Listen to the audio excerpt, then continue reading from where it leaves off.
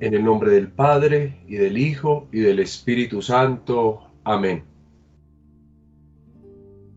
Del Evangelio de San Juan, capítulo 1. Era la luz, la verdadera, la que ilumina a todo hombre que ha venido al mundo. En el mundo estaba, y el mundo a través de ella llegó a ser, pero el mundo no lo conoció. A los suyos vino, pero los suyos a él no lo recibieron. Sin embargo, todos los que lo recibieron, a ellos les dio la autoridad de llegar a ser hijos de Dios, a los que creen en su nombre, los cuales no de sangre, ni voluntad de carne, ni de voluntad de varón, sino de Dios, han sido generados. Palabra del Señor.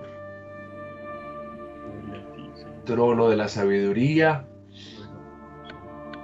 Espíritu Santo, ilumínanos y santifícanos. En el nombre del Padre, del Hijo y del Espíritu Santo. Amén. Bien, yo les había pedido el favor de que en lo posible leyesen ese artículo sobre la palabra testimonio que se encuentra en el diccionario, este diccionario enciclopédico, y en este caso el artículo que corresponde al autor Lothar Koenen, sobre esa palabra testimonio y cómo funciona el testimonio a lo largo de las Sagradas Escrituras. Para quienes lo hicieron, pues se habrán dado cuenta que incluso antes de hablar de la palabra testimonio en las Sagradas Escrituras, el autor nos proporciona a nosotros como una panorámica del uso del término o del concepto en general en el mundo griego, de donde obviamente adoptamos este término para nuestro contexto del Evangelio de Juan. Yo quiero recordarles en qué habíamos quedado. Voy a hacer la presentación en este instante como para que tengamos como recurso la posibilidad pues, de comprender hacia dónde nos dirigimos. Recuerde que nosotros estábamos en una pequeña discusión y bueno, discusión más que todo, yo había hecho una presentación. Generalmente hemos dicho que los últimos versos de estos versículos del 6 al 8, que eran los que estábamos estudiando, nos hacía la presentación de Juan. Y nosotros suponíamos en ellos, pues obviamente, a Juan el Bautista, como regularmente hemos pensado. Sin embargo, en la interpretación que yo vengo proponiéndoles a ustedes, yo me encuentro con un hecho. El hecho es que sí puede ser Juan el Bautista, pero que es extraño que mientras que en los sinópticos a Juan siempre se le asocia con la actividad del bautismo y se le llama Juan el Bautista, en el cuarto evangelio no tenemos esta asociación, sino todo lo contrario, tenemos simplemente la mención de su nombre, Juan. Y obviamente suponemos que es el Bautista, pues porque obviamente ustedes ya se dieron cuenta de cómo aparece configurado allí. En el capítulo 1 aparece bautizando, en el capítulo 3 se dice de esta actividad de bautismo. Sin embargo, estamos al inicio, en el prólogo, donde aparece este nombre de Juan, en el que muchos hemos visto, o casi siempre hemos visto a Juan el Bautista. Como el apelativo Bautista no aparece, entonces nos hacemos nosotros la pregunta, simplemente como por intuición. ¿Querría el autor o el autor tenía en mente hablar de Juan el Bautista? ¿O sería posible de que hablara de otro Juan? Decíamos de hecho que en las Sagradas Escrituras nosotros ya reconocíamos a 3 Juanes. El primer Juan, recuerden, uno de los hijos del Zebedeo, famoso en los evangelios sinópticos, hermano de otro de los discípulos de Jesús. El segundo tendríamos habíamos dicho a Juan el Bautista, que también es importante dentro del contexto de los evangelios, y de hecho, pues nosotros lo encontramos en todos los 4 evangelios, sinópticos y no sinópticos, y habíamos hablado de un posible tercer Juan, que se reconoce incluso en la literatura de las cartas, a Juan el escritor del evangelio, que podría ser diferente a Juan el hijo de Zebedeo, a Juan, obviamente a Juan el Bautista es completamente diferente, que podría ser Juan Marcos, algunos lo dicen así, uno de los discípulos que acompaña a Pablo en sus misiones. Y bueno, Entonces decíamos que Juan es este Juan del cual se habla entre los versículos 6 al 8. Recuerden lo que se decía. Hubo un hombre enviado por Dios, su nombre era Juan. Este vino como testimonio que testimonia acerca de la luz, para que todos crean a través de él. No era de la luz, sino que había venido para testimoniar acerca de la luz. Entonces, en este contexto, nosotros habíamos propuesto incluso mirar algunas particularidades y nos habíamos ido, de hecho, a la presentación a algunos textos bíblicos que hablaban de las Sagradas Escrituras y que obviamente, aparte de Juan el Bautista que suponemos, nos quedan como un poquito, digamos, como una serie de cuestionamientos. Es decir, cada vez que se habla no de Juan el Bautista, que también da su testimonio, sino de este otro Juan, o sea, el Juan que está detrás como autor del Evangelio, también se asocia a él el ejercicio de la martiría o del testimonio. Y de hecho, recordemos este capítulo 19, versículo 35, el que lo vio es el que da testimonio, y el testimonio de él es verdadero el testimonio de él. Y nosotros sabemos que él dice la verdad para que vosotros creáis. El texto obviamente entonces nos pone a nosotros como en un punto de interrogación. Bueno, ¿de quién estamos hablando concretamente acá? Estamos hablando de Juan el Bautista, que también dio testimonio de Jesucristo, o de este del cual se habla, que vio todo el acontecimiento. En este momento estamos hablando del acontecimiento de la cruz, y el evangelista está diciendo, y este es él que vio esto y su testimonio es verdadero. Es como si el evangelista habla de sí mismo en tercera persona, o habla de un testigo con el cual él trazó, digamos, un diálogo y por el cual pudo escribir el evangelio. Y no solamente en ese versículo encontrábamos algo, sino también en los versículos finales, en el capítulo 20, versos del 30 al 31, donde se decía que muchos otros signos había hecho Jesús en presencia de sus discípulos y que están escritos en este libro.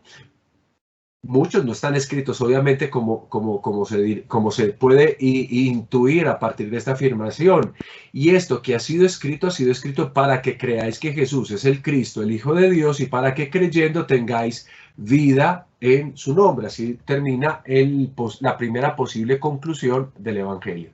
Y finalmente encontrábamos incluso más allá, en el capítulo 21, que sabemos es un apéndice dado a este evangelio, encontrábamos una definición todavía que nos dejaba más allá en la interrogación. Este es el discípulo, el que testimonia acerca de estas cosas y el que escribe estas cosas. Y sabemos que es verdad el testimonio que él da. O sea, otros atestiguan que su testimonio es verdadero.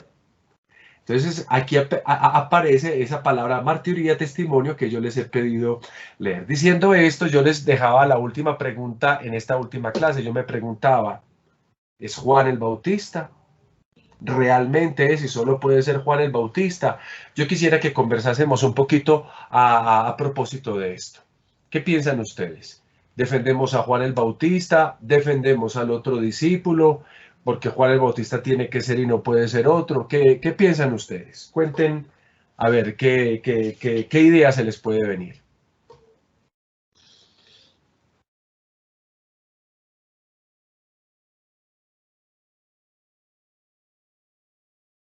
Padre, Dale, Juan Pablo. como por la expresión que utiliza también el mismo Evangelio, a partir del verso 19, pues se podría pensar que es Juan el Bautista. Cuando le preguntan si él era el Mesías, y él dice que no, ¿cierto? Y él utiliza más o menos como la misma equivalencia, no con respecto a la luz, sino como el que da testimonio precisamente del que viene pues como después de él. Entonces yo creo que como por la expresión podría ser Juan el Bautista, pues como por la utilización como del mismo lenguaje. Y de hecho, como he definido yo, pues casi siempre nosotros nos vamos por ahí, yo soy de esa corriente, pero en todo caso, como venimos en una poesía que nos está presentando terminologías ambiguas, amplias, no deja uno de preguntarse. En todo caso es que el nombre Juan se presta en este evangelio para muchas cosas. Bien, gracias Juan Pablo. ¿Qué piensan los demás?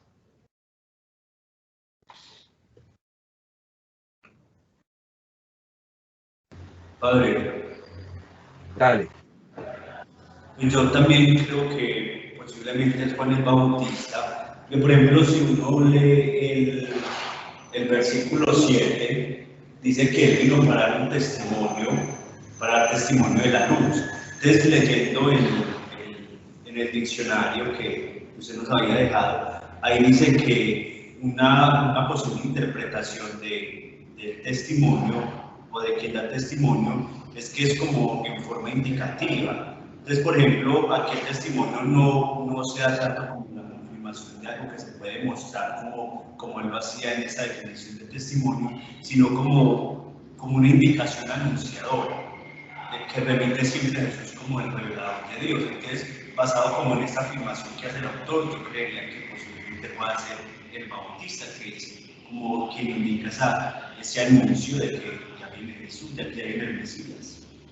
Sí, nosotros generalmente también pensamos, sí, claro, en el Bautista, como hablábamos con Juan Pablo, pues sobre todo por la relación tan cercana entre la presencia del personaje Juan el Bautista que sigue en los versículos sucesivos, pero no dejamos de pensar en una idea de ambigüedad, porque si está bien que Juan el Bautista da un testimonio acerca de la luz, pues nosotros encontramos en los capítulos finales la mención de un personaje que no deja de confundirnos, que es los versículos que leemos al final. También de un personaje que allí no viene llamado como Juan, y sin embargo viene llamado como aquel que viene a dar testimonio, el que da testimonio de todo esto, y su testimonio nosotros certificamos que es verdadero.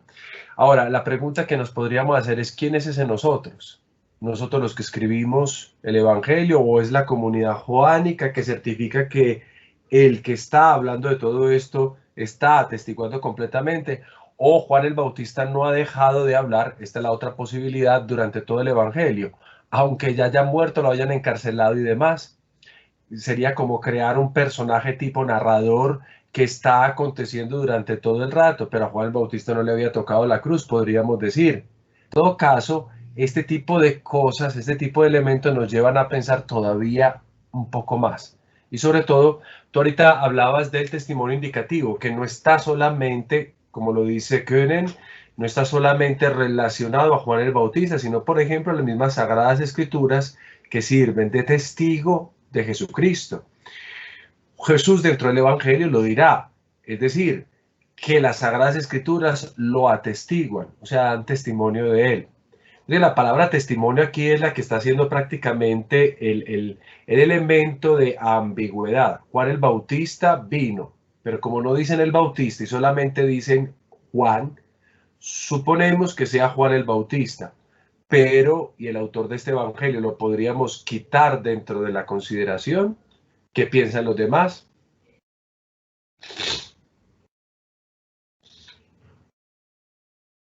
Padre, se me ocurre, pero no, pues es como un pensamiento muy propio que quizá Juan sea pues como una designación genérica, digamos, para designar a Juan Bautista, pero quizá más adelante no necesariamente es Juan Bautista, sino que se puede referir a otro Juan, y así más adelante. Es decir, como que a lo largo del Evangelio podríamos, me parece a mí, decir que está el nombre de Juan, aunque referido a tres personas distintas. Ok, sí. Parecería entonces tú te mantienes en la línea de la ambigüedad, es decir, podemos decir que Juan el Bautista, pero también no deberíamos cerrarnos a la posibilidad de que pudiese ser otro. Ahora, en el mundo exegético siempre tomamos decisiones, decimos, ¿es este o es el otro? Pero ya lo decíamos, para las anteriores interpretaciones también podíamos a veces mantener un poco todo, porque realmente pues ninguna cosa excluye la otra. Es posible que sea Juan el Bautista por toda la problemática alrededor de la cual se había creado en su imagen, es decir, esa idea de probar si Juan el Bautista era o no era el Mesías, y de hecho será la problemática que nosotros afrontaremos cuando terminaremos la poesía del Logos, porque los judíos enviarán quienes le preguntarán si él es o no es el Mesías. Y el texto será un texto casi que de justificación para decir que él no lo es, en cambio que quién es el que Juan está anunciando. Entonces, todas las características nos llevan a Juan el Bautista, pero eso es en una visión en cuanto al texto cercana, relacionada en cuanto a la sucesión de versículos, pero en una visión amplia tendríamos de pronto que pensar en la posibilidad de un Juan que no es propiamente el Bautista, sino de un Juan, porque en ese nombre, como dices tú, se reúnen varias identidades que coinciden, y todas ellas en el contexto de un testimonio. ¿Alguno más?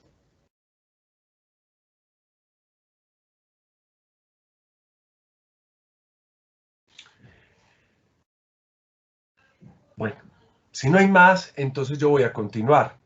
Habíamos entonces llegado a esa pregunta, y ¿cuál es la respuesta? Pues yo personalmente, aunque tiendo más a pensar en Juan el Bautista, digo que deberíamos, como dice Juan Pablo, mantener el carácter ambiguo del nombre, porque dentro de la obra el testimonio es un acontecimiento, como vamos a ver ahorita, que prácticamente sirve de línea transversal de toda la obra. O sea, no es la única vez que vemos un testimonio dentro de la obra, por lo cual aquí prácticamente en estos versículos que parecen no ser los esenciales o los más importantes, resulta que está la dinámica de toda la obra del cuarto evangelio. Juan Pablo.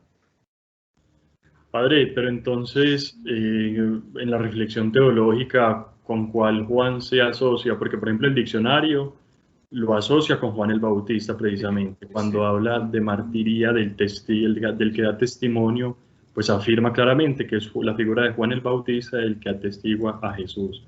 Entonces no sé si es como algo, pues sí, como una asociación general que se hace. Es decir, sí, no, la mayoría de autores, es poca los autores que se pongan a pensar en otro personaje diferente, porque casi que es el descarte.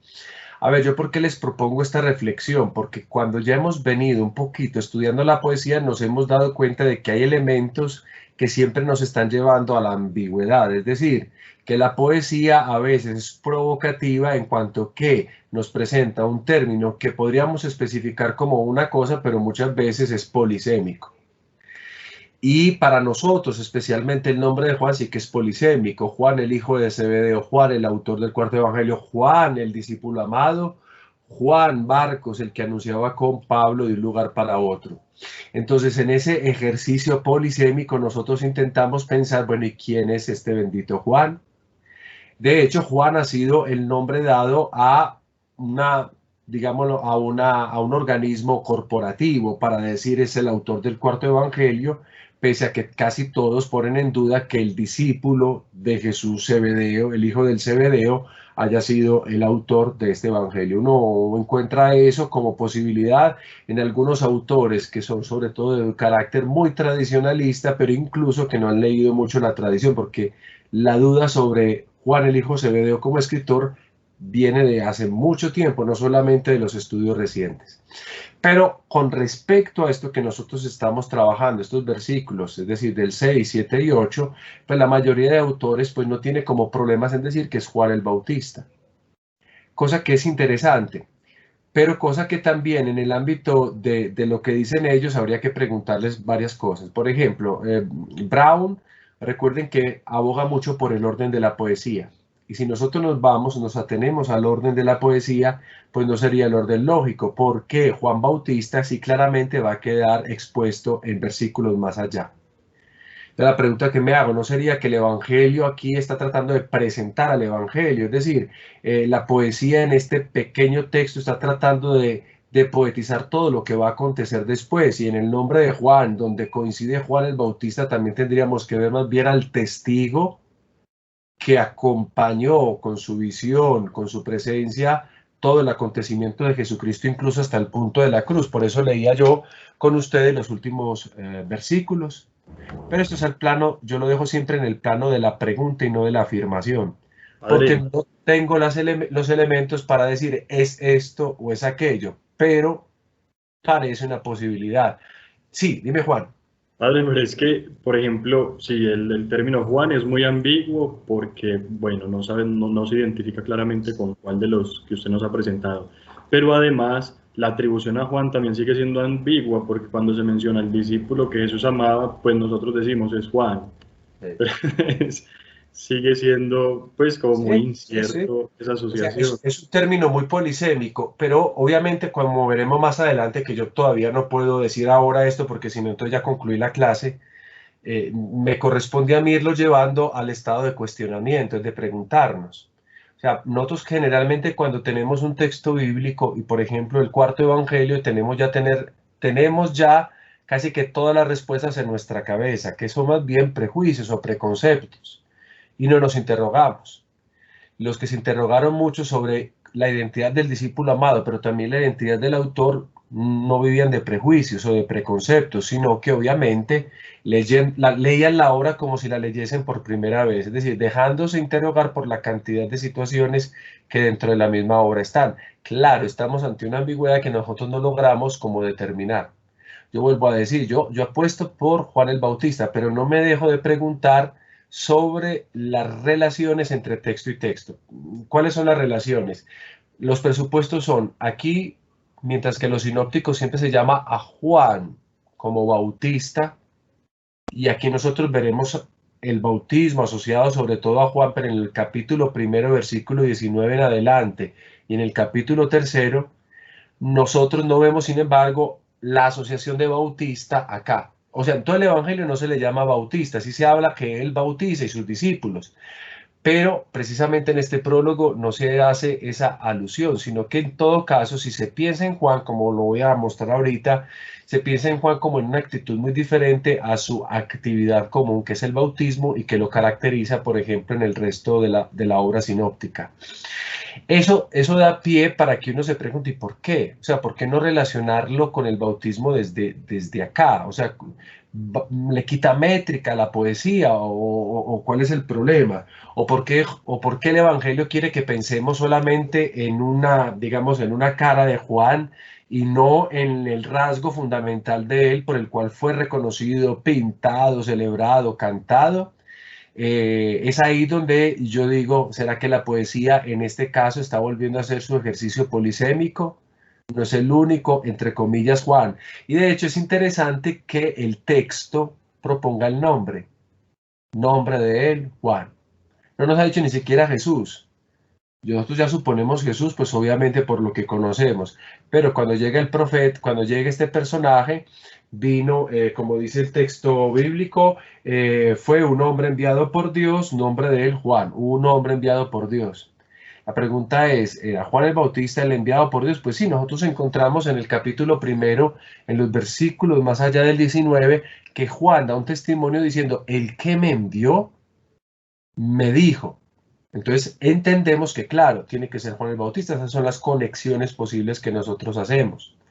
Pero a lo largo de la obra comprendemos que todo aquel que habla de Jesús es enviado por Jesús. Entonces, ese tipo de juegos dobles nos deja a nosotros en la posibilidad de pensar muchas más cosas de las posibles. Por ejemplo, en este caso.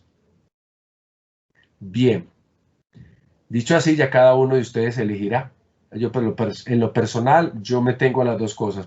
Pienso que en la poesía se está hablando de Juan el Bautista, pero que también existe esa otra posibilidad. Y existe gracias a la no mención del atributo del rasgo común de Juan y también a la asociación que durante el Evangelio, sobre todo en los capítulos finales, se hace de aquel que es el que compone la obra, que se define como testigo. Y desde ese punto de vista, asociándolo con esto, este vino como testimonio que testimonia acerca de la luz, no era de la luz, sino para testimoniar acerca de la luz. Ese no era él, es lo que lo hace uno pensar en Juan el Bautista, que después va a decir no soy yo. Pero lo otro no deja el Evangelio de ser un testimonio acerca de la luz. Vamos entonces a continuar y vamos a estar dialogando frente a la lectura que ustedes han hecho del documento tomado de ese diccionario bíblico. Como ven ustedes acá, no es la única palabra que nos interesa. Yo quisiera llamarles la atención a ustedes sobre cómo, por ejemplo, inicia el cuarto evangelio. Perdón, el evangelio de Marcos. Marcos incluso utiliza unas palabras como parecidas a las del inicio del cuarto evangelio. Si ustedes ven en pantalla, aquí se dice, Arge tu evangelio Jesús Christus Theou. Es decir, Arge, principio.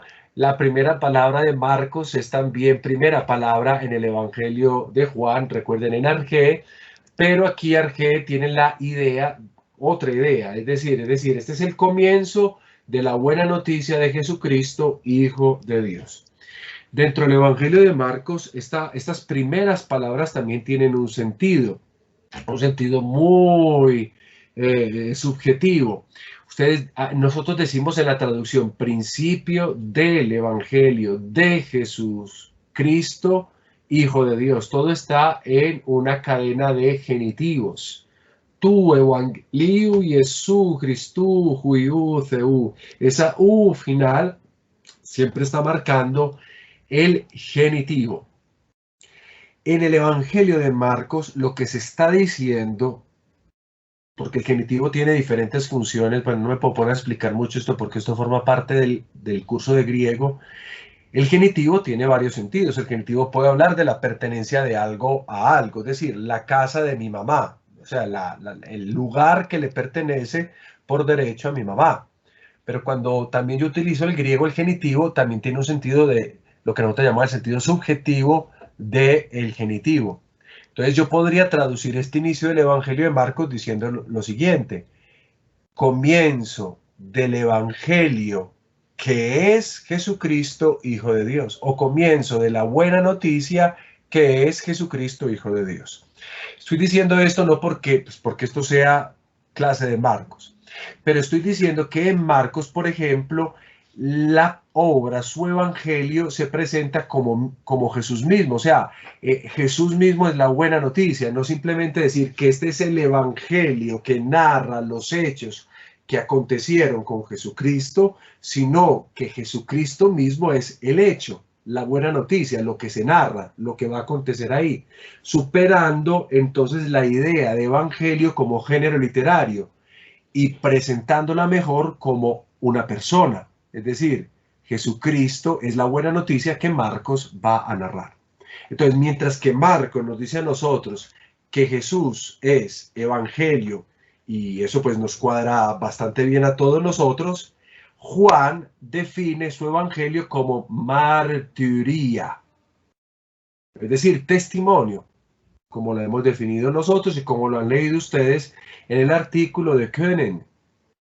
¿Y martiría de qué? Es testimonio, de acuerdo a los versículos que estamos leyendo del 6 al 8, testimonio de la luz, que es, como ya lo leíamos en los versículos precedentes, que es la vida que habita en el Logos. Así define Juan su evangelio. Juan nos presenta el evangelio como martiría, testimonio de la luz, que es la vida que habita en el Logos. ¿Por qué entonces ahorita discutíamos sobre la identidad de Juan? Porque pareciera que la poesía en este punto está definiendo lo que acontece durante todo el arco del cuarto evangelio. Es decir, el acontecimiento que nosotros vemos en el evangelio es el de la martiría. En el evangelio se da es un testimonio. Entonces, si con este punto nosotros nos movemos como clave, digamos así, heurística, podemos entender eso que está enunciado en los versículos 7 al 8, que ustedes pueden ver acá a través de una serie de proposiciones de finalidad. Yo les decía la semana pasada, porque la señalaba, las proposiciones de finalidad se encuentran precisamente en estas menciones del gina. Este vino, o bueno, esta forma también de la preposición eis con martiría habla de la finalidad. Este vino, ¿con qué finalidad? La finalidad del testimonio. Gina también significa un para qué, un testimonio para testimoniar acerca de la luz, y otra vez el gina para que todos crean en él, es decir, a través de él, perdón. Es decir, el testimonio tiene como finalidad el acontecimiento, de despertar el acontecimiento de la fe.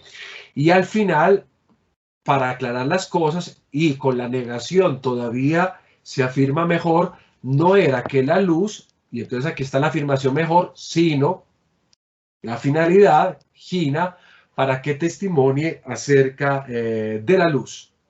Entonces nosotros comprendemos que, a ver, este texto, este verso que estamos leyendo es un texto programático. Programático, cuando decimos eso al inicio de una obra, significa es el programa que se va a desarrollar alrededor de todo el cuarto evangelio. Habría que probarlo, porque entonces si es el programa de todo el cuarto evangelio, entonces aquí tendríamos no solo que pensar en Juan el Bautista, sino en el Juan, entre comillas, que está en el contexto de toda la obra. ¿Es o no un verso programático esto que nosotros estamos viendo? Pues miren, entonces mientras que el Evangelio de Juan nos dice que la buena noticia es Jesús, y que ese es el inicio de la buena noticia que es Jesús, perdón, el Evangelio de Marcos, ahora estamos ante el Evangelio de Juan que se propone como, para nosotros, como un ejercicio de martiría. Y de hecho, quiero que observen ustedes, por ejemplo, el versículo siguiente que tenemos nosotros en pantalla, o sea, para que nos demos cuenta de que ese gina que yo estoy señalando ahí como la partícula de la finalidad, pues sugiere todavía algo más. ¿Qué es lo que sugiere? Por ejemplo, en el versículo 8 nosotros entendemos la diferencia entre testigo y mensaje, entre enviado y logos. Mire, no era que la luz, o sea, la luz que es el logos, que es la vida, es una cosa diferente a aquel que la atestigua. Entonces, testigo y mensaje, enviado y logos son cosas diferentes. Entonces, esta insistencia, como decía yo ahorita Juan Pablo, en diferenciar al enviado y a su mensaje, es decir, al logos en este caso concreto, podría sugerirnos a nosotros, si pensamos que se trata de Juan el Bautista, que los partidarios de Juan el Bautista llegaron a verle a él con pretensiones más allá de las pertinentes. Y recuerden lo que decíamos la vez pasada, a propósito que Brown, que es, vuelvo a repetir, el autor con que dialogamos durante toda esta introducción al cuarto evangelio en la poesía del Logos, él mismo recuerda que muchos han sugerido que el Benedictus, recuerden el cántico de Zacarías que nosotros tenemos en Lucas capítulo 1, sobre todo los versículos 78 y 79, comparaban el ministerio de Juan Bautista con ese momento del día en que el sol se eleva para iluminar a todos los que yacen en la tiniebla. Entonces es posible, por tanto, sobre todo en este contexto, y que se haya quedado en la memoria de personajes como los que escribieron el cuarto evangelio, que los partidarios de Juan el Bautista hayan tratado de atribuirle a él el título de luz, es decir, que sea el que había de venir. Y entonces era necesario aclarar que no era él la luz. Y aquí la poesía que intenta decir él no es la luz. Pero lo mismo tendría que ser aplicado a otros. Propongo un ejemplo. Ustedes se acordarán de la famosa disputa de Pablo frente a algunos que han encontrado, por ejemplo, otros apóstoles o otros discípulos que evangelizan mejor y que van detrás de él. Recordará la grande disputa que encontramos nosotros en la carta de los Corintios sobre unos son de Pablo, otros dicen ser de Apolos, otros de otro discípulo, pero todos somos de Cristo, o sea, no vale decir lo uno o lo otro. Es decir, hay muchas luces que acontecen, pero no son ellas la misma luz, y es necesario aclarar los posibles mesianismos que en la época de Cristo y después de Cristo se presentaron. Recuerden también que de hecho el mismo Evangelio advierte, muchos vendrán en mi nombre diciendo yo soy, pero no crean. Entonces es posible que haya sido una tentación en el tiempo que algunos hayan presentado como la luz o la idea de la luz, y que los partidarios de Juan el Bautista hayan visto a Juan el Bautista, obviamente en todo su acto, en su manera de ser, en lo que nos describen los sinópticos y este cuarto evangelio, como los rasgos identificativos de aquel que debería venir. Castañeda, Juan Pablo. Padre, recuerdo que cuando estábamos viendo los evangelios sinópticos, pues nos hablaban de que Juan Bautista tuvo como mucha importancia y mucha fuerza, pues como en la misma época de Jesús, que inclusive pues que podríamos decir que tenía como hasta más fuerza y se conocía como más abiertamente que Jesús. Pero me surgía pues como tal, no sé, la pregunta con respecto a si esto se evidencia es porque hay algún testimonio extrabíblico, en fin. ¿Por qué lo pregunto? Porque pues estamos como tratando de tomar una posición aquí frente a quién es Juan, si es Juan el Bautista o si es otro de los otros dos personajes que ya hemos dicho. Sí, la pregunta tuya es una pregunta bastante pertinente. A ver si hay otra manera de, por ejemplo, de pensar en Juan el Bautista, si hay literatura extrabíblica que llegan a hablar de este personaje. No importante para lo que nosotros estamos haciendo en este momento, porque no nos dedicamos en sí a Juan el Bautista, pero sí, y no solo por Juan el Bautista, sino por otros que también son atestiguados en la literatura por fuera de las Sagradas Escrituras, que hablan de personajes que vienen, y por eso es que a veces Jesucristo, en medio de toda esa literatura, llega a confundirse como uno de los tantos que han venido diciendo, yo soy. Independientemente de quién sea el de estos versículos, si Juan el Bautista o no, la cuestión interesante es la descalificación. Es decir, lo que pretende la poesía es darnos un detalle de subordinación, si así se puede decir.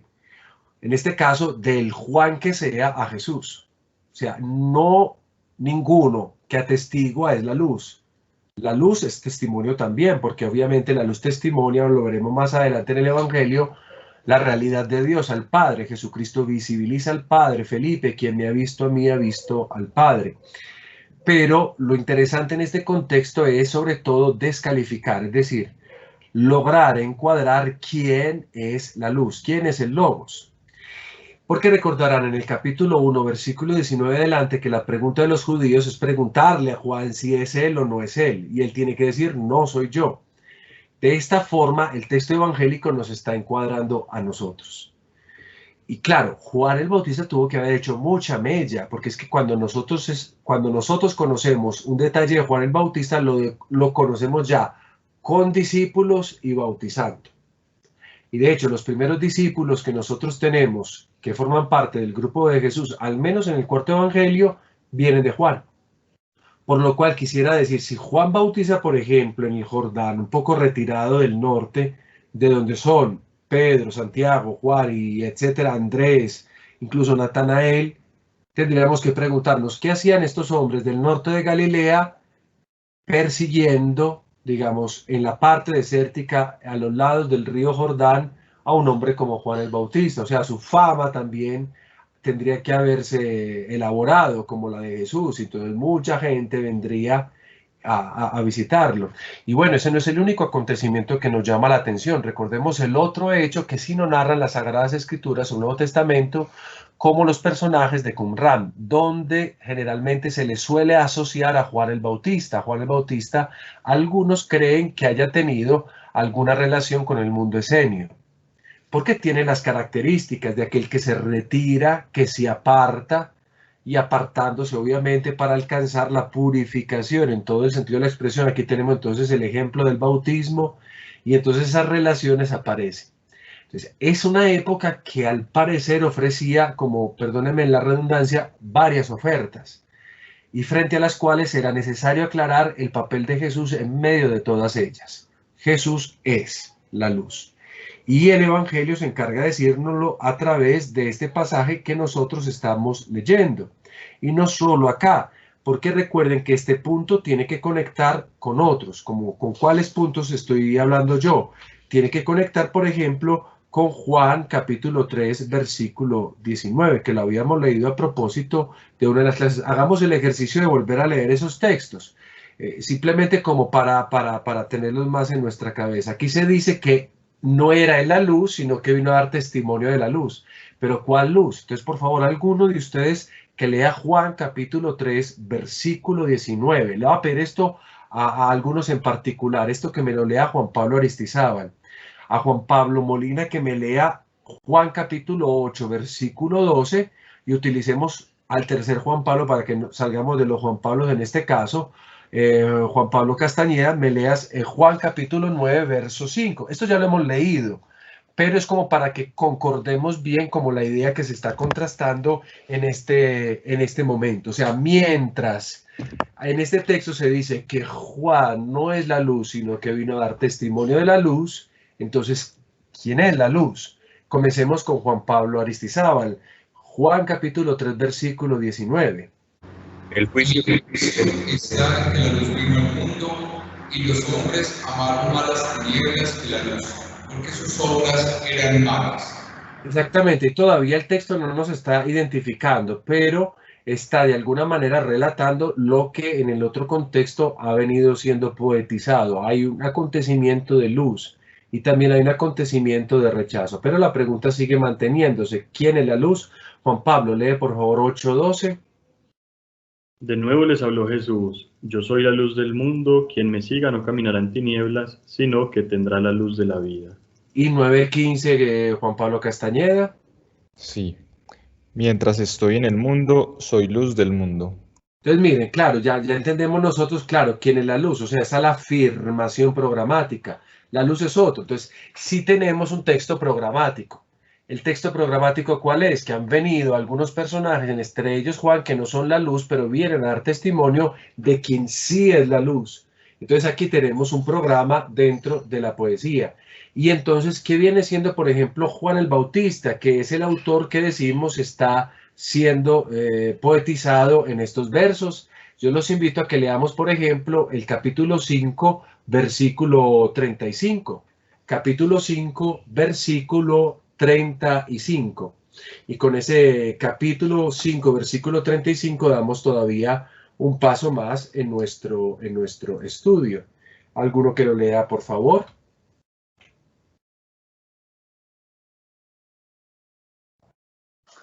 Él era la lámpara que arde y alumbra, y vosotros quisisteis recrearos una hora con su luz. Bien, miren que incluso la frase que parece como muy simple realmente puede describir la problemática en torno. Porque dice, él no es la luz, él es la lámpara, o sea, el instrumento a través del cual la luz acontece. Una lámpara que arde, que alumbra, pero observen lo que dice el mismo texto. Ustedes quisieron ser alegrados, saltar de gozo con una hora de su propia luz.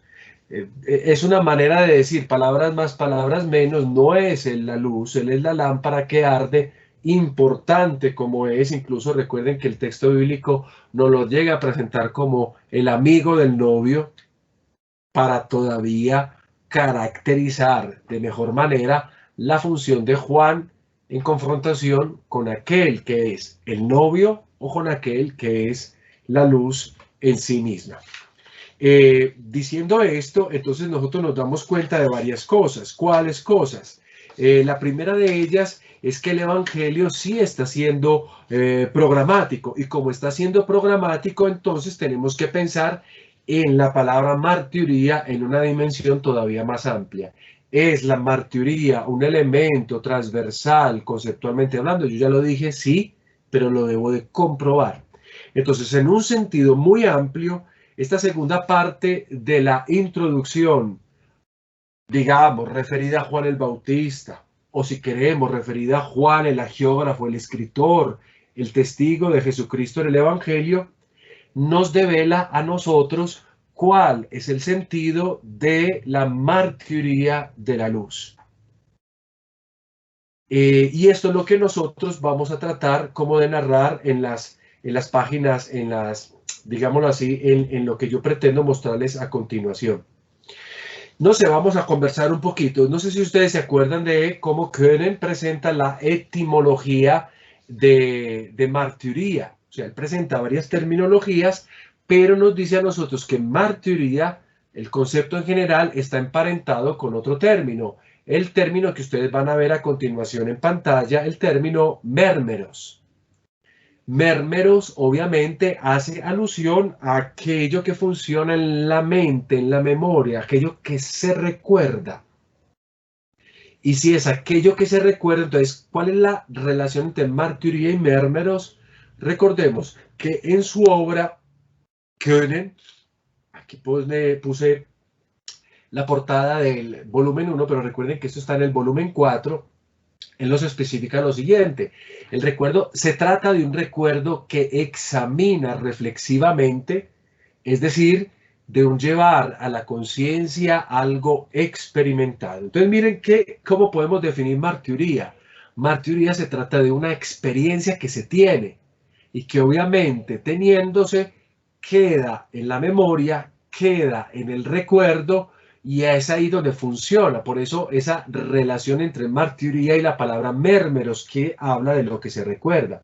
Pero obviamente es un recuerdo que se examina a partir de la reflexión y de lo cual, como dice Koenen, no se puede huir, no se puede olvidar. Y por eso, en este sentido, es llevado también a conocimiento de los otros. Ahí todo el acontecimiento de la martiría o del testimonio, para proporcionarles a esos otros, mediante las correspondientes afirmaciones, el contenido de esta experiencia. O sea, lo experimentado debe resultar evidente por el testimonio. O sea, mi testimonio prácticamente recrea la experiencia que yo he hecho. Entonces miren que no simplemente es un recuerdo, sino un recuerdo que tiene un avance en cuanto a que hay un momento en que se expresa para que los otros también hagan la misma experiencia de testimonio. Y vacilarmente o básicamente esto es lo que significaría testimonio en su sentido amplio y etimológico. Dicho esto, entonces yo quiero invitarlos a ustedes a que recordemos todavía muchos más elementos de este texto que ustedes han leído.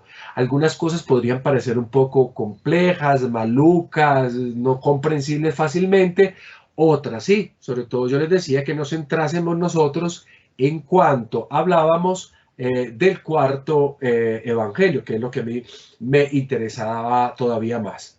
Entonces recuerden que también Koenen nos dice a nosotros algo bien interesante al respecto de la martiría. Él nos dice que martiría como sustantivo en la época clásica griega estaba para indicar el acto del testimonio.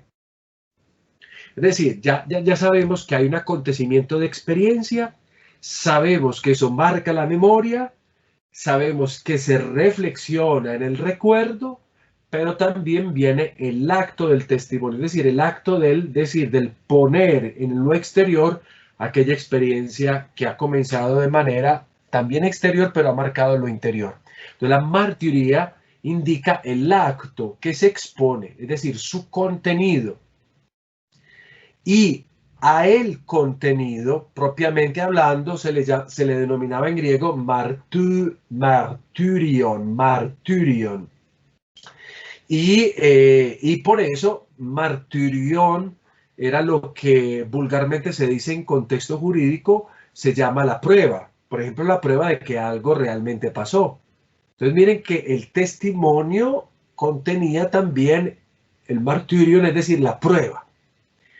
Martirión no es martiría. Martiría es un concepto todavía más general, porque habla de toda la experiencia que empieza con el acontecimiento externo, que marca la memoria, la reflexión y luego el decir. El solo decir es lo que nosotros llamamos martirio, la prueba. Martiría es todo eso. Entonces el ambiente originario de estas etimologías era obviamente el contexto jurídico. Estamos en ámbito de algo judicial, en donde con martiría se aludía a ese acto general y también a la prueba en específico.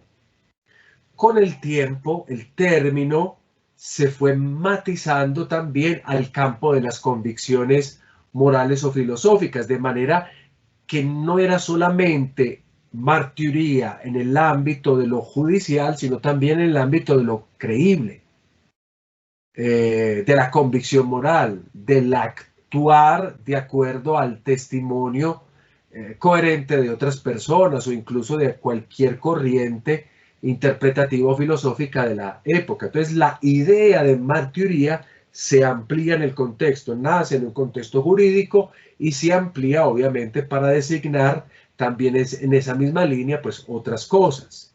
Para Koenen, que es el autor que nos está ayudando un poquito a iluminar este texto, ¿dónde encontramos? Y esta es una pregunta que yo les hago a todos ustedes, ¿dónde es que nosotros encontramos mayormente el término, en qué textos bíblicos se concentra el uso de martiría, y por eso hago estas preguntas como un poquito para saber qué tanto pusieron cuidado, leyeron o no. O si quieren, hago otra pregunta que puede ayudar a esto todavía más. ¿Por qué nos detenemos en este término? Porque lo acabamos de ver entre los versos 6, 7 y 8, o por qué más. ¿Dónde se concentra el término a lo largo de las Sagradas Escrituras? ¿Y por qué entonces tenemos que vernosla con este texto? Con este término, perdón. ¿Qué piensan ustedes de acuerdo a lo que leyeron?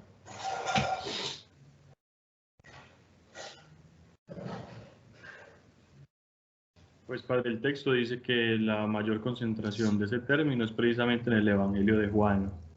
Y él decía que de las 76 ejemplos de ese por ejemplo, él habla, pues pone martireo, que en el Evangelio de Juan se encuentra exactamente 43 veces, es decir, más de la mitad de las veces se encuentra concentrado en el Evangelio de Juan.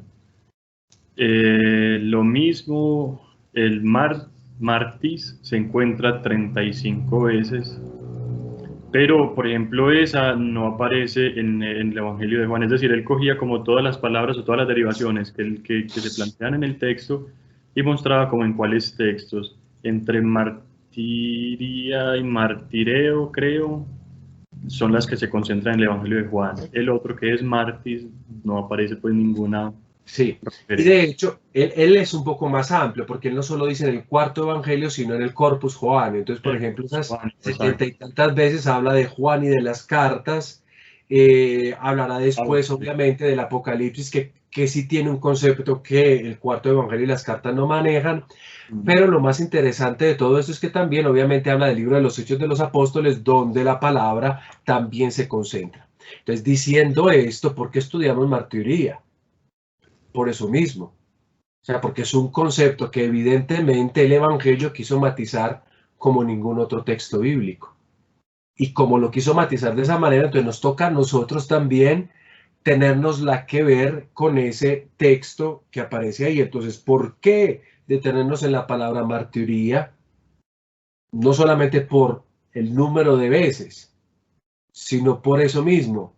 ¿Por qué lo usa tantas veces? O sea, ¿qué pretende comunicar a través de un término como esos? ¿Qué debería ser el término común, por ejemplo, en todo el Nuevo Testamento? Porque al fin y al cabo estamos nosotros ante el acontecimiento de atestiguar a Cristo en el mundo.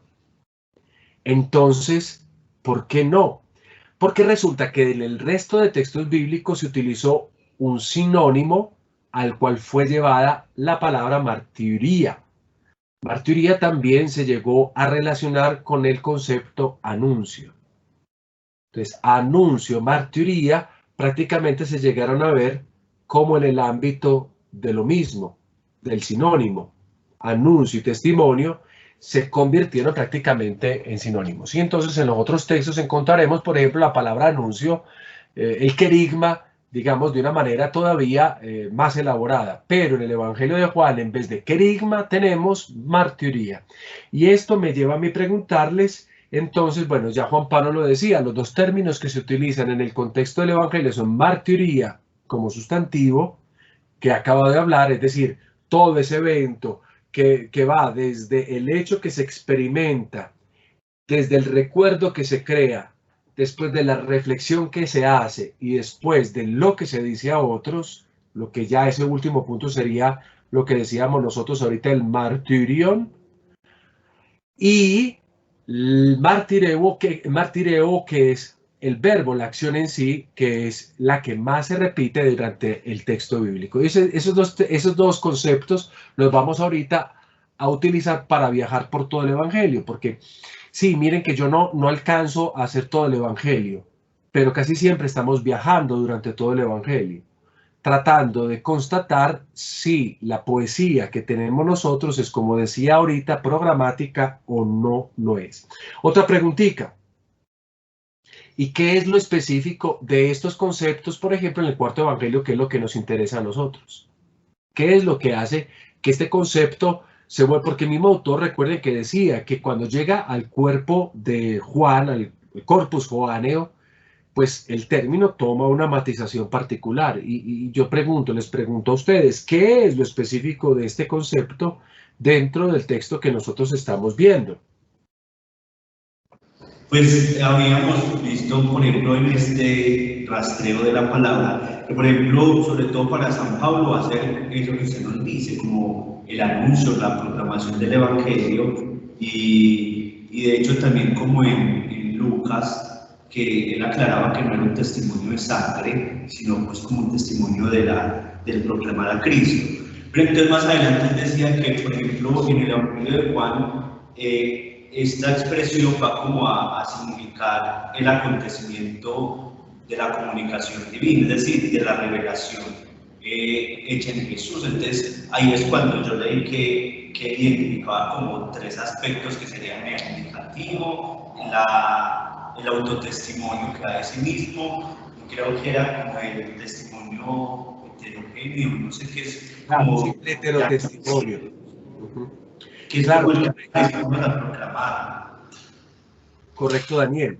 Vamos a especificar incluso eso otra vez porque es necesario que todos lo tengamos absolutamente en claro, porque esos son elementos que vamos a encontrar en otros autores y que obviamente han tenido un eco particular en la obra. A ver, yo quiero recordarles que en todo caso, cuando en contexto judicial se habla de testimonio, se está apuntando a una prueba, algo que se necesita probar. Un segundo o un tercero buscan probar algo que sucedió a favor o en contra de aquel que viene juzgado. Pero en el Evangelio obviamente hablamos de un sentido traslaticio, porque a ver, Jesucristo viene a probarnos al Padre, pero ¿y cuáles son los otros dos que se unen para decir que lo que Jesucristo dice es verdad? Entonces, parece que la cosa funciona en orden diferente, y entonces aquí es donde viene la grande novedad del cuarto evangelio que yo les voy a invitar a que examinemos de nuevo. Entonces vamos a recorrer velozmente los testimonios bíblicos. A cada uno les voy a dar, por ejemplo, examinando el verbo, a cada uno de ustedes les voy a dar estos textos bíblicos que tiene el capítulo 1, versículos 15, 32 y 34, que por favor lea ahí va a aparecer el verbo martireo, obviamente matizado y conjugado de maneras diferentes y atribuido a personajes diferentes. Dale, ¿a quién se lo habíamos atribuido? ¿A Juan Pablo? Aristizábal. Sí, señor. Leamos 15, 32 y 34. Juan da testimonio de él y clama: Este era del que yo dije, el que viene detrás de mí se ha puesto delante de mí, porque existía antes que yo. Bueno, ahí tenemos el primer testimonio hecho de Juan. El 32. Y Juan dio testimonio diciendo: He visto al Espíritu que bajaba como una paloma del cielo y se quedaba sobre él. De nuevo, la acción de Juan el Bautista es la del atestiguar. Démosle al 34. Y yo le he visto y doy testimonio de que este es el elegido de Dios. Elegido de Dios, o como dice el texto bíblico griego, Huios tu Theou, el Hijo de Dios. Bien, vamos al capítulo 2, versículo 25, por favor. Y no necesitaba que alguien le dijera cómo son las personas, pues él conocía lo que hay en el ser humano.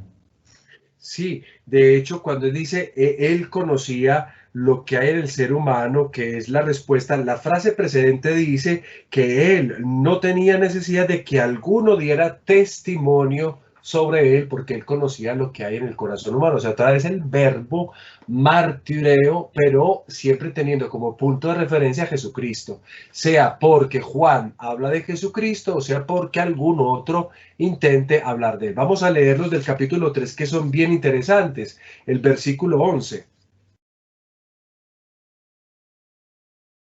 En verdad te digo, nosotros hablamos de lo que sabemos y damos testimonio de lo que hemos visto, pero vosotros no aceptáis nuestro testimonio.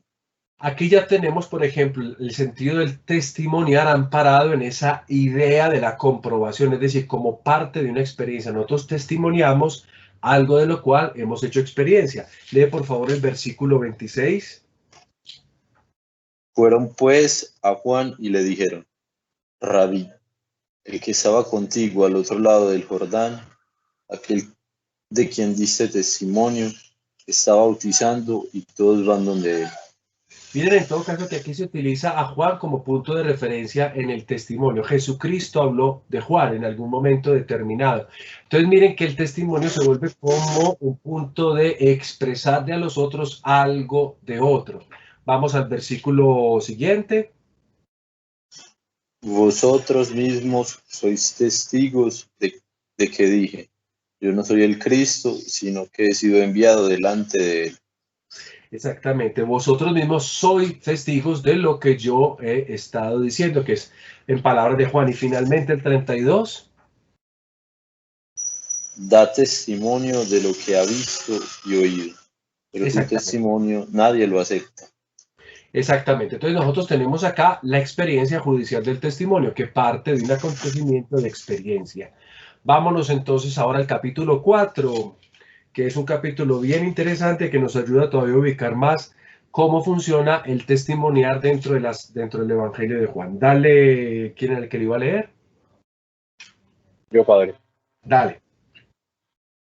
Muchos samaritanos de aquella ciudad creyeron en él por las palabras de la mujer que atestiguaba: me ha dicho todo lo que he hecho.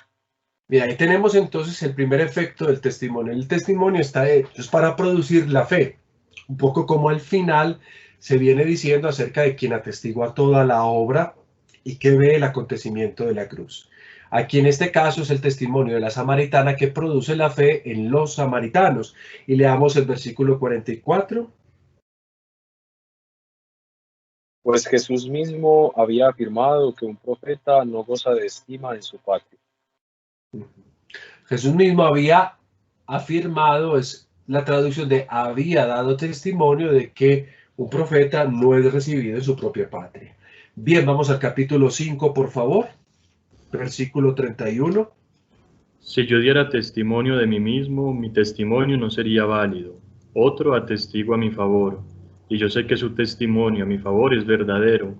Ustedes enviaron una delegación a Juan, y él dio testimonio de la verdad. Aquí tenemos nosotros lo que yo les he estado tratando de decir. Mira, aquí tenemos el valor jurídico del testimonio. Hay otro que tiene que testimoniar para que un testimonio tenga la validez de veracidad. Pero aquí hay un elemento obviamente de orden teológico, porque quien atestigua a Jesús no son los hombres de quienes él conoce el corazón y no se puede fiar en su testimonio, como nos lo decía precedentemente, sino que aquí ya tenemos el acontecimiento del Padre como testigo del mismo Jesucristo. Leamos los versos 36 y el 37. Yo tengo un testimonio más valioso que el de Juan. Las obras que mi Padre me encargó hacer y que yo hago, atestiguan de mí que el Padre me ha enviado. También el Padre que me envió da testimonio de mí. Ustedes nunca han escuchado su voz ni han visto su rostro. Exactamente, lo que valida a Jesucristo es la relación que tiene con el Padre. Él lo ha visto, él lo ha escuchado, entonces él puede haber hecho, él hizo experiencia y porque hizo experiencia puede dar testimonio. Entonces en mucho su testimonio supera aquel que hace Juan. Y leamos el verso 39.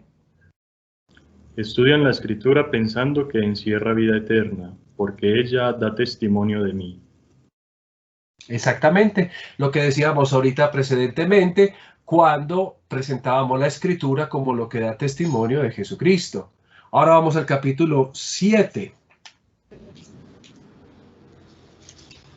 El mundo no puede odiarlos. A mí sí me aborrece, porque doy testimonio de que sus obras son perversas. Exactamente, miren que entonces el testimonio no solo se tiene que referir a un personaje o algo en particular, sino que el testimonio se refiere a una experiencia que se hace de las cosas. Por ejemplo, en este caso, del mundo, el mundo, su perversidad y su oscuridad.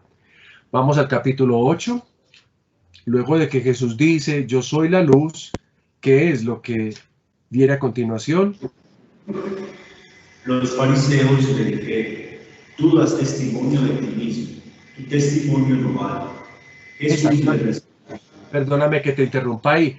Observen que los fariseos se mueven en el ámbito de creer que el testimonio tiene que ser un testimonio doble. Es decir, tú no puedes dar testimonio por ti mismo porque ese testimonio no es válido. La validez se encuentra en la comprobación, es decir, que hayan otros que también validen. Ahora sí, perdón, sigue leyendo. Jesús le respondió: aunque yo dé testimonio de mí mismo, mi testimonio vale, porque sé de dónde he venido y a dónde voy, pero ustedes no saben de dónde vengo ni a dónde voy. Dense cuenta entonces que Jesucristo o el Evangelio está cambiando el sentido de la palabra o de la acción del martireo, porque desde el punto de vista judicial obviamente se refiere a un acto de la prueba, el martirio, como se dice, como decíamos ahorita.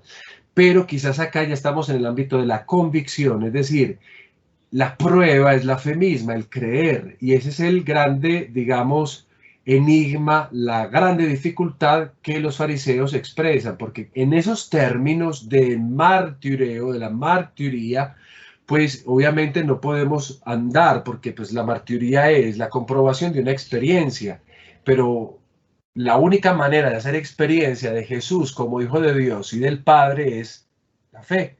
La cuestión es cómo hacer que eso sea o que suene válido para quienes no creen. Vamos entonces al versículo 18. Yo soy el que doy testimonio de mí mismo y también el que me ha enviado. El Padre da testimonio de mí. Bien, entonces aquí tenemos la validez que da Jesucristo al testimonio. ¿Se necesitan dos? Pues hay dos, el Hijo y el Padre. El uno da testimonio del uno y el otro del otro. Vamos al capítulo 10, versículo 25.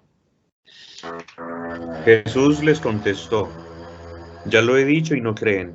Las obras que yo hago en nombre de mi Padre dan testimonio de mí. Exacto, o sea, el obrar de Jesucristo es también acontecimiento de prueba y debería ser suficiente para producir la fe. Vamos al capítulo 12, versículo 17. La gente que estaba con él cuando llamó a Lázaro de la tumba y le resucitó de entre los muertos daba testimonio. Exacto. Aquí tenemos entonces la gente que a partir de la obra, como se decía precedentemente, está dando testimonio del acontecimiento de Jesucristo. Vamos a movernos a un verbo bien particular, a un uso bien particular en el capítulo 13, verso 21. Cuando dijo Jesús estas palabras, Jesús se turbó en su interior y declaró: en verdad os digo que uno de vosotros me entregará. Exactamente. Jesucristo dice que bajo esta situación que está sucediendo con Judas, entonces él da testimonio de lo que va a acontecer. Esto es una cosa extraña, porque generalmente ya habíamos dicho que el testimonio parte de una experiencia tenida, no de algo que va a acontecer. Entonces miren cómo Juan cambia un poco el sentido de esta palabra. Vámonos moviendo hacia el capítulo 15. 15, 26, 27. Cuando venga el Paráclito, que yo os enviaré de junto al Padre, el Espíritu de la verdad que procede del Padre, les dará testimonio de mí. Pero también vosotros daréis testimonio, porque estaréis conmigo. Observemos entonces cómo el testimonio es un acontecimiento que se alarga y se prolonga en aquellos otros. Para atestiguar, según este capítulo, obviamente es el Espíritu el que produce en los discípulos la posibilidad de hacer experiencia de la veracidad de Jesús. Y ahora vamos al capítulo 18.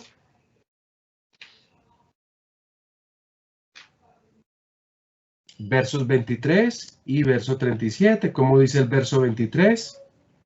Jesús le respondió: si he hablado mal, declara lo que está mal, pero si he hablado bien, ¿por qué me pegas? Exactamente, en ese impresionante diálogo con Pilatos aparece esta expresión que no deja de golpearnos, porque el acontecimiento que se volvemos al contexto de lo jurídico. Si he hablado mal, pues obviamente aquí sucede el testimonio. Hay algo que deba decir que yo he actuado mal, pues para que él sea golpeado. Diré, ya puse al pobre Pilatos a golpear a Jesús. Estamos hablando aquí del sumo sacerdote cuando interrogan a Jesús. Leamos el versículo 37.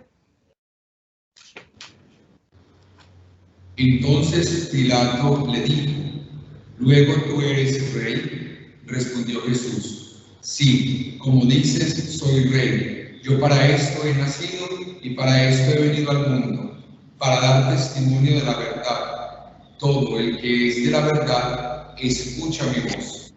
Exactamente. Entonces miren que estamos como subiendo, y este es el último momento en el que nosotros escuchamos que Jesucristo hace un testimonio en términos específicos o de la palabra. Él viene a dar testimonio de la verdad. Entonces con esto prácticamente el evangelio queda cerrado. ¿Y por qué digo que con esto el evangelio queda cerrado? Porque los otros dos versículos que ya hemos escuchado, pues obviamente se refieren a ya los hemos leído precedentemente, se refieren al autor de esta carta, al testimonio que el autor da del Evangelio. No sé si observan que casi viajamos por cada uno de los capítulos del Evangelio. Faltan obviamente algunos capítulos, pero entonces se convierte como en un concepto que conecta toda la obra, desde su principio hasta su final. Y no solo eso, vámonos al término que también habla, obviamente atestiguado menos veces. Vámonos al término martiría, que es como el concepto que del cual estamos intentando hablar acá. Y vamos a hacer el mismo recorrido. Entonces yo le voy a pedir, ya hay algunas cosas que hemos visto acá, entonces voy a omitir, digámoslas así, voy a omitir, por ejemplo, ustedes ven acá el capítulo 3, versículo 11, ya lo escuchamos, pero nos quedó faltando el verso 33, que lo vamos a leer. Alguno, por favor, alguno que lea capítulo 1, versículos 7 y 19 que no hemos leído. Cualquiera. Capítulo 1, versos 7 y 19, para que nos enteremos del concepto martiría dentro de este evangelio. Este vino para un testimonio, para dar testimonio de la luz, para que todos creyeran por él. Y ahora salta el verso 19, porque este verso es el que estamos estudiando. Y este fue el testimonio de Juan, cuando los judíos enviaron donde él desde Jerusalén sacerdotes y levitas a preguntarle: ¿quién eres tú? Bravo, ese es el testimonio y va a acontecer todo lo que veremos próximamente. En el capítulo 3 nos quedó faltando leer el verso 33, donde aparece la palabra martiría, que dice: el que acepta su testimonio certifica que Dios es veraz. Esto es muy interesante porque el que acepta el testimonio se vuelve testigo de la verdad. Acepta que Dios es veraz. Miren que no funciona entonces en el ámbito no funciona bajo la misma lógica del contexto judicial, donde yo no acepto el testimonio para decir que es verdad, sino que si yo he hecho el mismo testimonio, puedo comprobar que una cosa es cierta o no lo es. Ahora yo los voy a invitar a que nos movamos hacia el capítulo 8, el versículo 17, que es el otro momento que no hemos leído aún. Capítulo 8, versículo 17. Y en su ley está escrito que el testimonio de 2 personas es válido. Exactamente, ahí lo que venimos nosotros diciendo en esa discusión que se ha generado con Jesucristo. O sea, para dar validez a los signos se necesitan 2. Y pues Jesús responderá, pues 2 existen y ya sabemos quiénes son.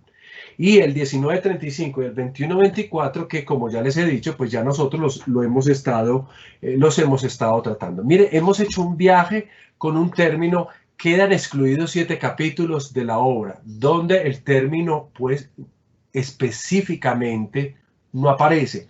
Pero que un término no aparezca no significa que no esté funcionando, porque cuando sabemos como viene definido el término martiría, cuál es el acto de la martiría, entendemos que el capítulo 6, por ejemplo, que ha sido excluido de estas citaciones explícitas, funciona también como martiría, en el hecho en que Jesucristo se dice, yo soy el pan de vida, es decir, se autorreferencia como Könen nos presenta a nosotros las posibilidades de la martiría. Entonces vamos a ir concluyendo ya esta clase y la vamos a ir concluyendo de la siguiente manera, volviendo a este texto que nosotros venimos estudiando.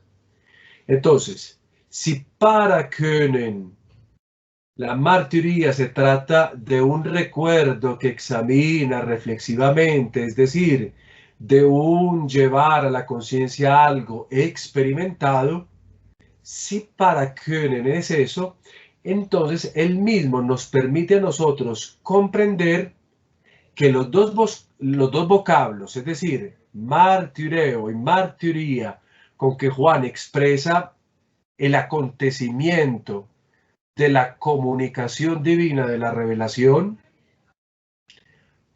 para el Evangelio, entonces testimonio, martiría y martireo equivalen a Cristo. Esencialmente, eso es lo que se hace cuando se hace martiría o martireo dentro del cuarto Evangelio. Testimonio equivale a Cristo, así como ahorita decíamos que en el incipit, en el título del Evangelio de Marcos, se dice Arge tu evangelio tu Jesucristo, es decir, que Evangelio es Cristo. Entonces nosotros tenemos que decir que en el cuarto Evangelio, testimonio es Cristo. Y esto se desarrolla a través de una dinámica que ahorita Daniel estaba hablando. Y es una dinámica que aclara muy bien cómo funciona, cuál es, obviamente, como he dicho, la dinámica de ese evangelio. Entonces, la dinámica de ese evangelio, como dice Könen, nos demuestra a nosotros que hay una dinámica de testimonio de orden indicativo. ¿Qué es eso? Es decir, con ello se alude a todas las veces que en las Sagradas Escrituras y Juan el Bautista dicen de Jesús. Entonces, el testimonio, la martiría indicativa se refiere a todo lo que las Sagradas Escrituras o Juan el Bautista señalan de Jesús, así como lo expresa Könen. Y en cuanto sobre todo a Juan el Bautista, el testimonio ya no se trata entonces de confirmar algo que se puede demostrar como ocurrido, sino que la indicación va en la línea del anuncio, como decíamos precedentemente. Un anuncio que lleva a Jesús como aquel que visibiliza al Padre, revelándolo. Entonces ese es el testimonio de orden indicativo. Lo da las Sagradas Escrituras, Jesús lo refiere, lo da Juan el Bautista, en Juan el Bautista sucede como anuncio que lleva a Jesús como aquel que visibiliza al Padre revelándolo. Luego aparece el autotestimonio, pues que lo podemos suponer fácilmente. Jesús se presenta en el cuarto evangelio hablando de sí mismo. Yo soy, es la expresión que más conocemos. Pero atención, dicha acción se convierte en un evento extraordinario de la obra de Juan. ¿Por qué? Porque recuerden que generalmente el testimonio se ha comprendido como el acto de un segundo y de un tercero que valida la verdad de otro. Esto lo acabamos de escuchar leyendo incluso el Evangelio.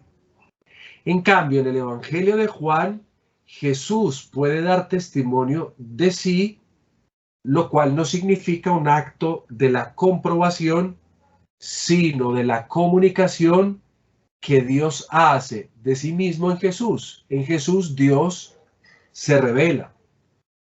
Y frente a esta situación, el hombre se abre o no a través de otro acto que es la fe. Y ahí el valor del autotestimonio. Es la fe la que valida lo que se está atestiguando, o mejor, no digamos que valida, porque ya el testimonio es verdadero, pero sí produce el efecto que se quiere con el testimonio, es decir, el del creer. Y finalmente, Könen nos habla del heterotestimonio. En el cuarto evangelio se contiene lo que otros dicen de Jesús, especialmente lo que dicen los discípulos, cuando han aceptado el testimonio de Jesús, y luego de lo cual pueden dar razón de él. El ejemplo fantástico es el ejemplo de aquellos que creen, los samaritanos, en el heterotestimonio de la samaritana, pero que después de entrar en contacto con Jesús, creen en Jesús. Concluyo. La conclusión de estos versículos me lleva a mí a proponerles a ustedes lo siguiente, y con esto pues ya terminamos la clase.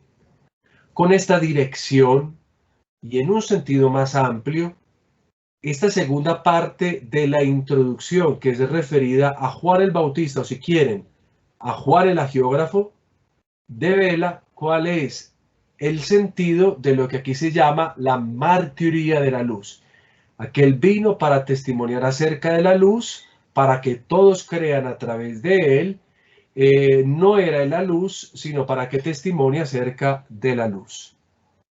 Entonces, estos versículos son absolutamente programáticos de toda la obra. Una obra en la que el concepto de la martiría o el verbo martireo se proponen prácticamente de principio a fin. En conclusión, y lo creo así, deberíamos pensar que el Evangelio de Juan es más que un evangelio. Para Marcos, el Evangelio es Jesucristo. Para el cuarto evangelio, el evangelio más que evangelio, que por lo demás es una palabra, como veremos más adelante, casi descartada en el contenido, es en definitiva martiría. El cuarto evangelio es martiría, es como un martirologio, a través de la cual la martiría se puede tener acceso a un conocimiento singular de la luz, que definiremos como el creer. El creer deviene también conocimiento. En último término, se trata de un evangelio que pretende suscitar la dinámica de la fe por la cual la luz es reconocida a través del ejercicio de la martiría.